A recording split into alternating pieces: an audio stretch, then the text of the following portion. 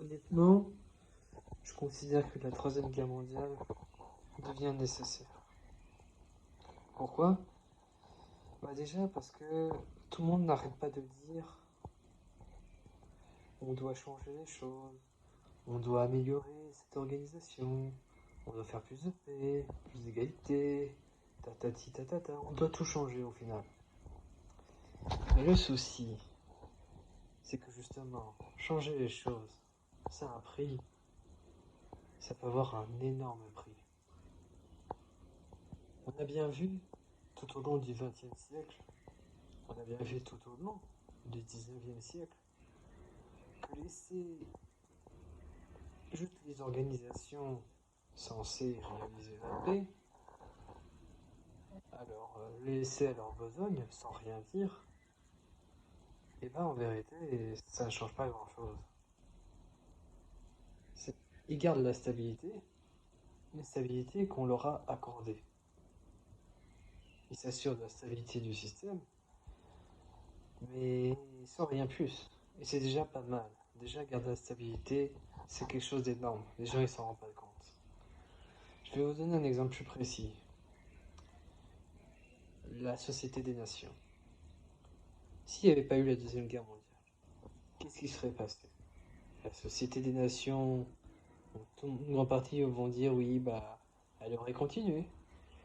Elle a continué à exister, à faire son travail. Et pas forcément. Parce que déjà, avant même la Deuxième Guerre mondiale, on n'y croyait pas véritablement à cette Société des Nations. Elle n'était pas très ouf. À mon avis, elle aurait, elle aurait existé encore quelques années et après, au bout d'un moment, elle aurait disparu de la surface. Personne ne serait intéressé et tout le monde aurait continué à serait retourné au même stade qu'avant la Première Guerre mondiale. Donc, s'il n'y avait pas eu la Deuxième Guerre mondiale, on n'aurait pas eu l'ONU et les choses n'auraient pas changé. On n'aurait pas eu UNESCO, on n'aurait pas eu toutes ces organisations un peu plus efficaces que la Société des Nations. Il faut prendre conscience de ça. Après, je dis pas qu'on est obligé de réaliser une nouvelle guerre mondiale. Je dis seulement qu'il faut que vous preniez conscience. Soit il faut garder la stabilité et donc la paix, mais cela signifie qu'il faut rester au même stade auquel on est en ce moment et ne plus se plaindre. Soit, si vous voulez vraiment changer les choses, soit améliorer, il faut réaliser une nouvelle guerre mondiale. Chaque nouvelle guerre, que l'on le veuille ou non, a permis de réorganiser les choses.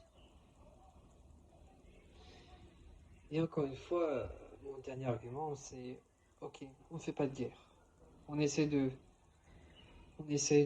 résoudre par les organisations qu'on a déjà de manière pacifique. D'accord. Mais il y a également la société à côté.